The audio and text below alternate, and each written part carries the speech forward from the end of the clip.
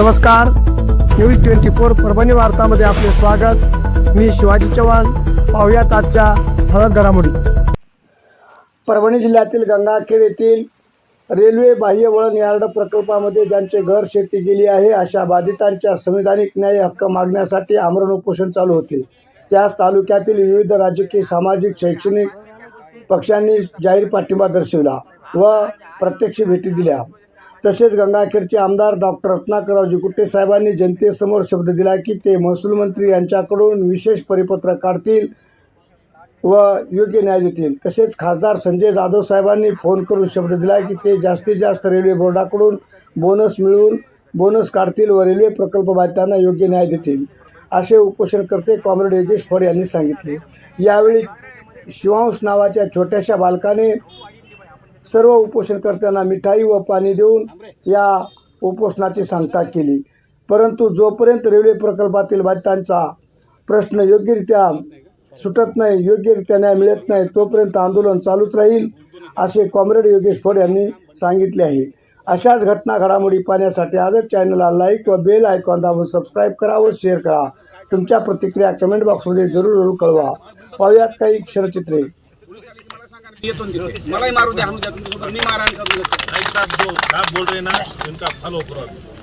इनके पीछे मत लगो। क्या होता है, अभी शासन को हमको बोलना पड़ेगा। शासन को हम बोलेंगे, बात करेंगे हम शासन को, और शासन को बोलेंगे भाई हमारे रेट जो है रेडिंग रेट है और यहाँ पर जो एक्चुअल रेट है जमीन आसमान का फर्क है। या 2000 रुपया स्क्वायर फीट का रेट है, स्क्वायर फीट का 2000 इंटू 1000 कितना हो गया? 1000 स्क्वेअर पर याच्यामध्ये ना, स्क्वेअर मीटर मध्ये ना, कितना हो गया? 20 लाख हो गया। 20 लाख रुपया स्क्वायर मीटर का रेट है यहाँ। और रेट है कि नहीं देखो, नहीं तो हमको लेके दो ना, हमको प्रॉब्लम ही नहीं है। हमारी जमीन ले लो, हमारा सब कुछ ले लो, हमको उतना उसके बदले हमको जमीन दे दो, हमें प्लॉट दे दो, बस हो गया। ऐसे दादागिरी करे और लोगों के यहाँ मरेंगे, वो गरीब है ना। यहाँ पर शासन है भाई, शासन के बाद दुनिया पैसा।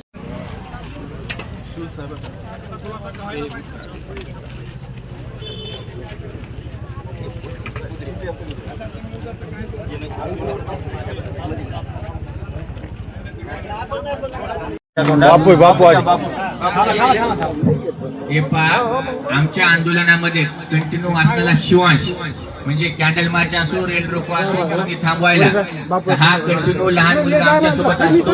म्हणून आजचं आम्ही जे शासनाच्या मार्फत म्हणजे लोकप्रतिनिधींच्या मार्फत शासनाच्या कानावर या मागण्या घातल्या, त्यांनी करतो म्हणले आणि आंदोलन आणि धरणे सुरूच राहणार आहे, याच्यामध्ये काही नाही। पण उपोषण आता शिवांश यांच्या हाताने सोडत आहे।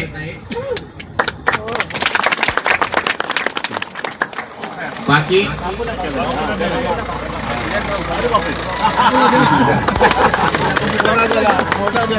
आणि याच बरोबर आजचे बातमीपत्र संपले। पुन्हा भेटूया पुढील बातमीपत्रात।